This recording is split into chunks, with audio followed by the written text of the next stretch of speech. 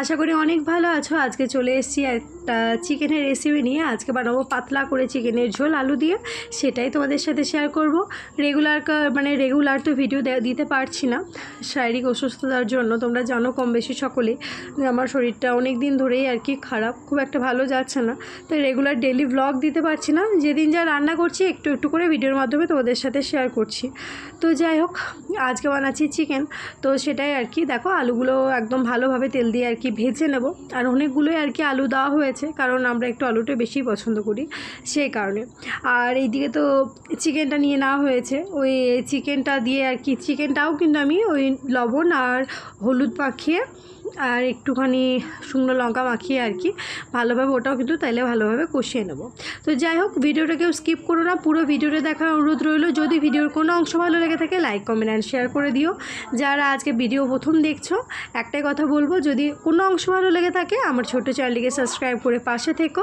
যারা regular video দেখো তাদেরকে তো অসংখ্য ধন্যবাদ, অনেক অনেক ভালোবাসা এভাবে পাশে থাকার জন্য। তো দেখতেই পাচ্ছ, হলুদ আর শুকনো লঙ্কার গুঁড়ো দিয়ে ভালোভাবে কিন্তু চিকেনটাকে মাখিয়ে নিচ্ছি। তো যাই হোক, অনেকেই তো জানো যে আমরা ব্যাঙ্গালোরে থাকি, তো আমার মা এসছে, কিন্তু আমি কিছু ভিডিও তোমাদের সাথে শেয়ার করে উঠতে পারছি না নানান কারণে। তো অনেকে বারবার সকলে জিজ্ঞাসা করো কী হয়েছে বলো, তো জানাবো, কিছুদিন পর জানাবো। তো এইদিকে দেখো, কথা বলতে বলতে কিন্তু আলুগুলো ভাজা হয়ে গেছে, আর ওই দিকে কিন্তু চিকেন পকোড়াগুলোও আর কি, মানে কিছুটা চিকেন পকোড়া বানাবো। আমার ছেলে আর কি চিকেনের ঝোল খায় না, মানে মাংসের ঝোল একদম পছন্দ করে না, তো ওর জন্যই আর কি চিকেন পকোড়াটা বানানো। আর কথা বলতে বলতে কিন্তু আমার এইদিকে আলুগুলোও ভাজা হয়ে গেছে। তো বেশিরভাগই তো সকলেরই বাচ্চার স্কুলে ছুটি পড়ে গেছে সামার ভ্যাকেশনের। তো যারা বাইরে রয়েছে অবশ্যই তারা নিশ্চয়ই বাড়ি যাচ্ছ। তো অনেকে জিজ্ঞাসাও করছিলে যে কবে তুমি বাড়ি যাবে। যাব কিছুদিন পর, মে মাসে যাব না, ভাবছি জুন মাসের দিকে যাব, প্রথম সপ্তাহের দিকে। তো জুন মাসের ওই 24 তারিখ নাগাদ আর কি আমার 23 তারিখ নাগাদ স্কুল খুলে যাবে, তো আর কি তখনই যাব ভাবছি। এখন দেখা যাক কী হয়। তো দেখো আলুগুলো কিন্তু ভাজা হয়ে গেছে, এবার কিন্তু চিকেনগুলো দিয়ে দিলাম। এই চিকেনটাকেও আর কি ভালোভাবে আর কি মানে তেলে একটু নাড়াচাড়া করে নেবো, যাতে চিকেনের মানে আষ্টে গন্ধটা আর কি চলে যায়। অনেকে দই দিয়ে একদম আদা রসুন দিয়েও একদম ম্যারিনেট করে দেয়, তারপরে কিন্তু এইভাবে কষালেও হয়, কিন্তু শুধুমাত্র আমি ওই লবণ হলুদ মাখিয়ে, মানে ওই লবণ হলুদ গুঁড়ো আর লঙ্কা গুঁড়ো মাখিয়ে আর কি একটুখানি কষিয়ে নিচ্ছি।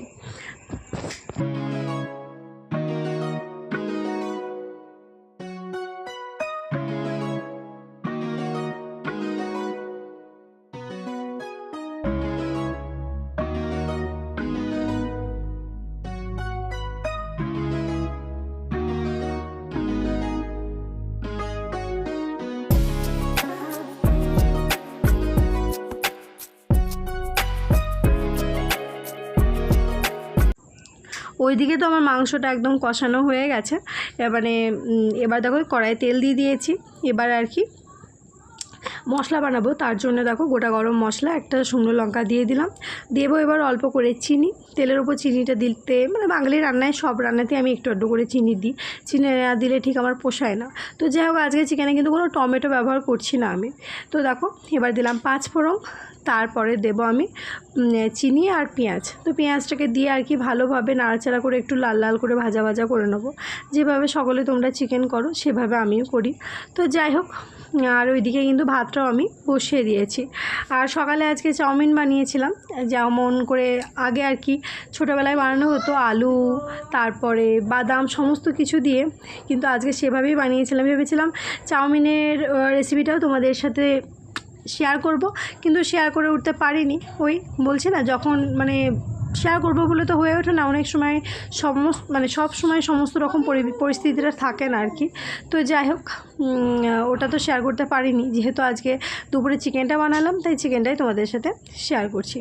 দেখো পেঁয়াজটা মোটামুটি ভাজা হয়ে গেছে, এবার পেঁয়াজের উপরেই কিন্তু হলুদ গুঁড়ো আর দিলাম লঙ্কার গুঁড়ো, এটা দিয়ে ভালোভাবে আর একটুখানি কষিয়ে নেব, তাহলে কালারটা খুব একটা আর কি ভালোই আসে।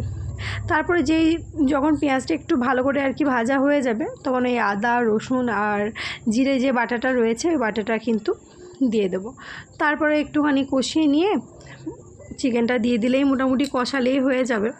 তো এই দেখো আমি কিন্তু মশলাটা দিয়ে দিয়েছি। আমি কিন্তু আর এক্সট্রা কোনো মশলাপাতি কিচ্ছু অ্যাড করব না, কারণ এবার চেষ্টা করছি যে ধীরে ধীরে মশলাপাতি যত কম খাবো আর কি ততই ভালো, মশলাপাতিগুলো একটু ছেড়ে দেওয়ার।